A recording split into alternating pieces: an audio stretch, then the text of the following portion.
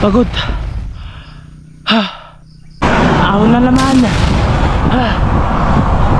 Ubus na ako. Good day mga idol, panibawang araw, panibawang ride na naman. Tara, samahan nyo kami. Dahil pupunta kami ng Salvasyon. Tara mga idol, let's go!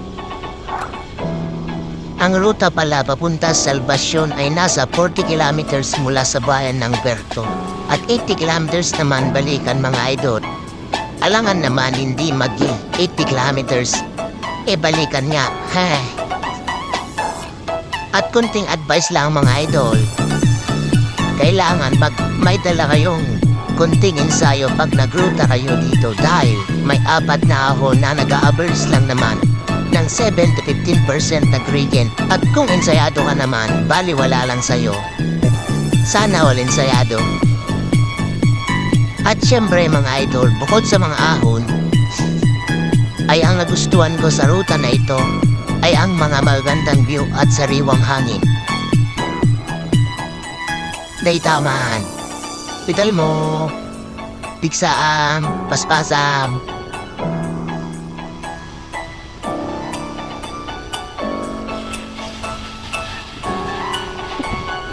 Ang ngiti-ngiti ka pa dyan, mamaya, laspag ka rin naman.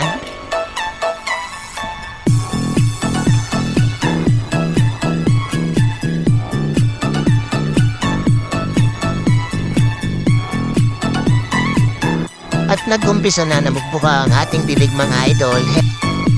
Nakaramdam na tayo ng konting pagod. Sumasama-sama ka kasi sa long ride, mahina ka naman pala. Yan ang bagay sa'yo. Nasa 30 plus kilometer na tayo dyan mga idol at nag-umpisa na nga ang mga ahon.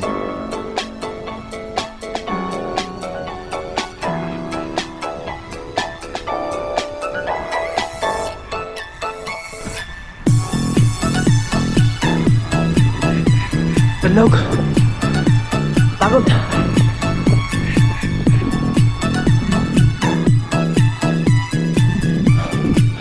Pagod.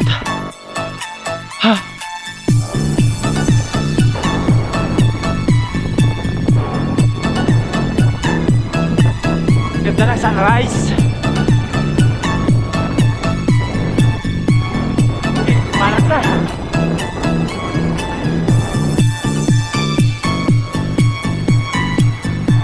Ako na naman. Bus na ako.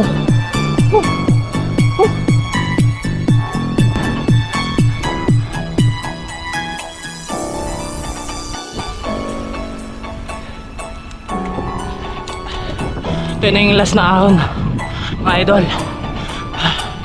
Nauna na sila. Sir, nakarating na ito. Oh!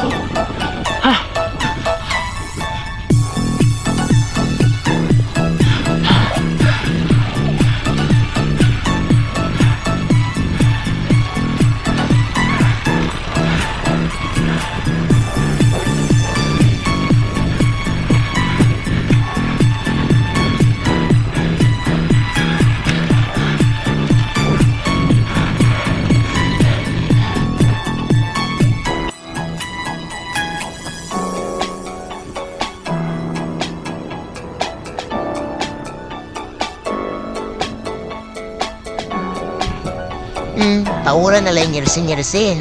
Ibannog na. Tama, nakagalgalas talang hamon. Ha?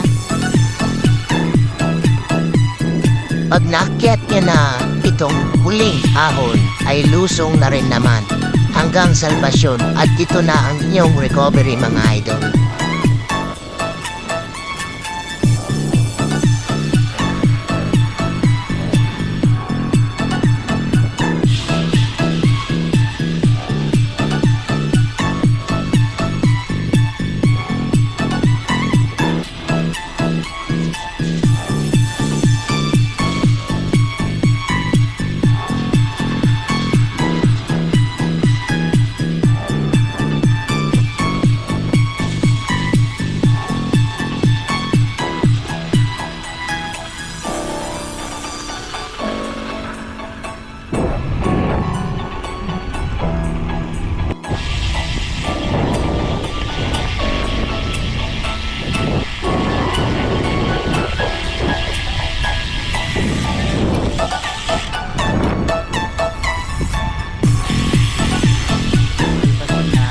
dito na kami sa Salvasyon mga idol. Yan, tapon ng Perto, tapon ng Perto, Puntang Roas sa Kataytay. So yun lang mga idol, ride safe palagi.